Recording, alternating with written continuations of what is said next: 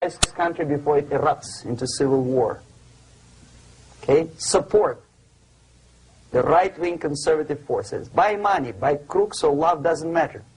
Stabilize the country. Don't let the crisis develop into civil war or invasion. Oh no, your liberals will say it's against the law. The Congress will not appropriate money for covert actions of CIA. Why not? Should we wait till the normalization come and Soviet tanks land in Los Angeles airport? Now, at that point, at the point of destabilization, also the process could be reversed. Again, easily than this. No CIA involvement at this point. You know what it takes here? Restriction of some liberties for small groups which are self-declared enemies of the society. As simple as that. Oh no, the media and liberals will tell you this is against the American Constitution. How can we,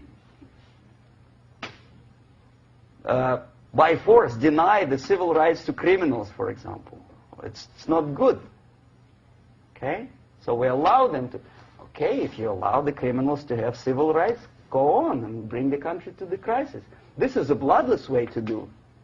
Curb the rights. I mean, not to put them in prison. No, I'm not talking about putting all the gays from San Francisco in the concentration camp. Do not allow them to take political force.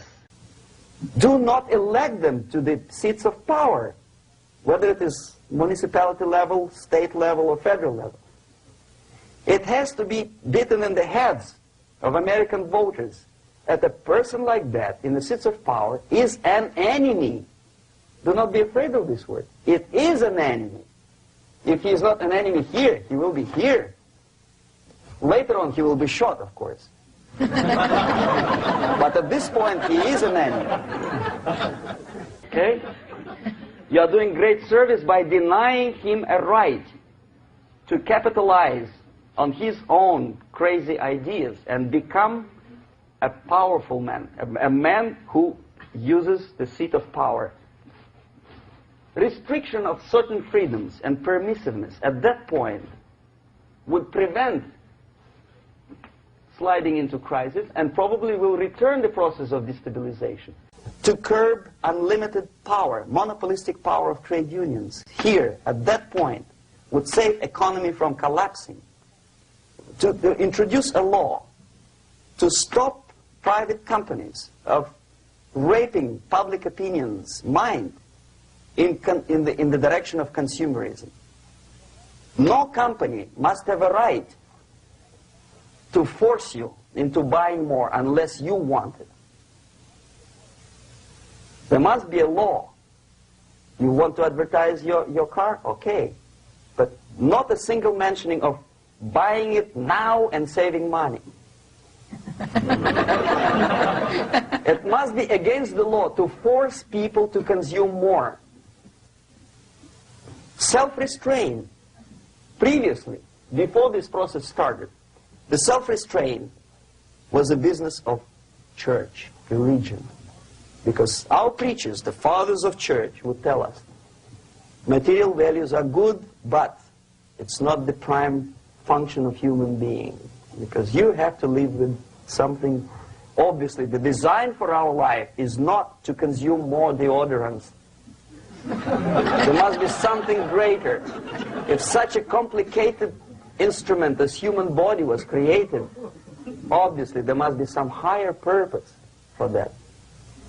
And it's very easy to avoid destabilization by denying the greedy companies one little freedom, one little liberty, forcing you into turning yourself into processors of unwanted products and goods.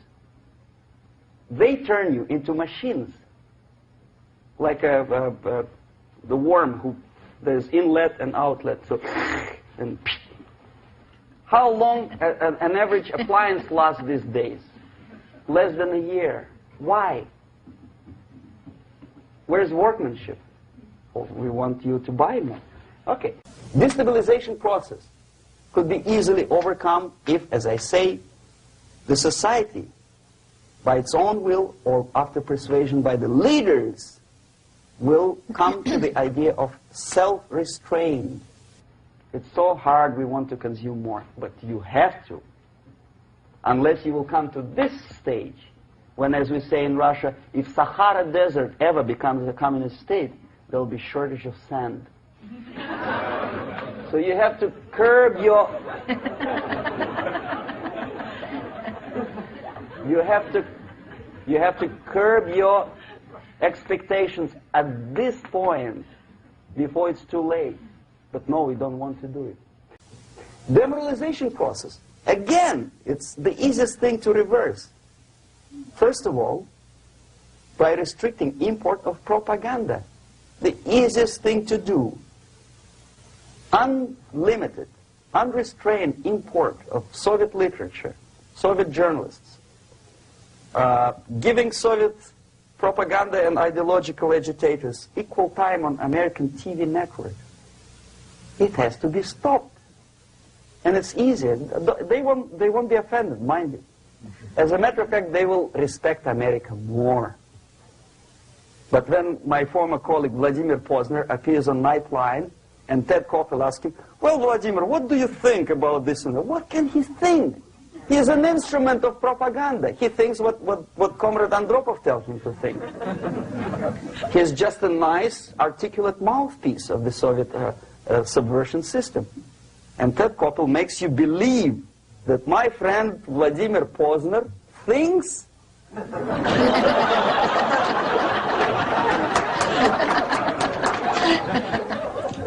the process of demoralization may not have started at all if at that point the country, which is a recipient of subversion, actively, not violently, but actively, prevents importation of foreign ideology.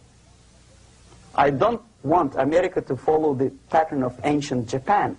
You don't have to shoot every foreigner when it approaches the sacred borders of the United States. But when he offers you a junk in the disguise of very shiny something, you have to tell him, no, we have our own junk.